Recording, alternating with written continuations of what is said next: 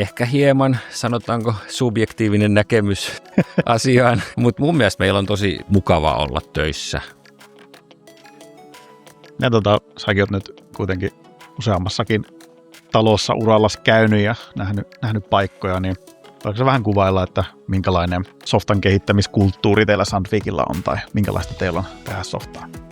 Just tänään viimeksi pitänyt tämmöistä kehityskeskustelua yhden meidän tekijän kanssa, jossa kyselin myös sitä, että millaista meillä on olla töissä ja mikä meillä toimii hyvin. Ja totta kai kun on ollut niin kuin potkimassa koko hommaa aikanaan alulla ja käynyt vähän välillä poissa ja tullut takaisin, niin kiinnostaa suunnattomasti, että miten meillä menee, kuin mielekästä meillä on tehdä töitä, mutta ehkä hieman, sanotaanko, subjektiivinen näkemys asiaan.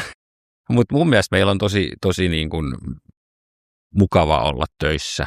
Me pyöritetään semmoista omanlaistamme scrum-prosessia useammassa eri tiimissä.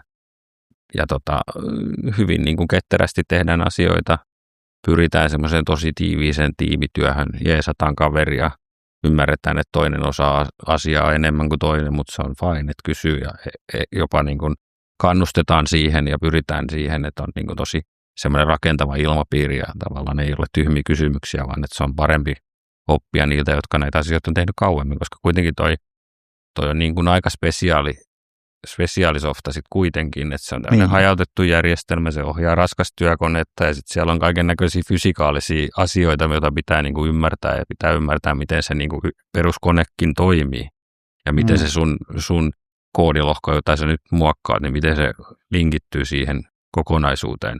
Ja se ei ole niin kuin kokeneellekaan ohjelmistokehittäjälle, se ei ole helpoin ympäristö hypätä kyytiin. Ja totta kai samaan aikaan projektipaineet on ja meillä on, niin kuin, halutaan olla tuottavia, halutaan saada asioita nopeasti tehtyä tehokkaasti ja muuta, niin se on sillä lailla haastava ympäristö. Mutta kyllä mä sanoin, että meillä on niin kuin, ehkä se puhuu puolestaan myöskin, että ei ole pelkästään meikäläisen subjektiivista näkemystä, että meillä on tosi pitkiä työsuhteita, tosi pitkiä myöskin kumppaneilta, me tulee jonkun verran tekijöitä, niin sielläkin on todella pitkiä pätkiä, jotka on ollut meillä hommissa ja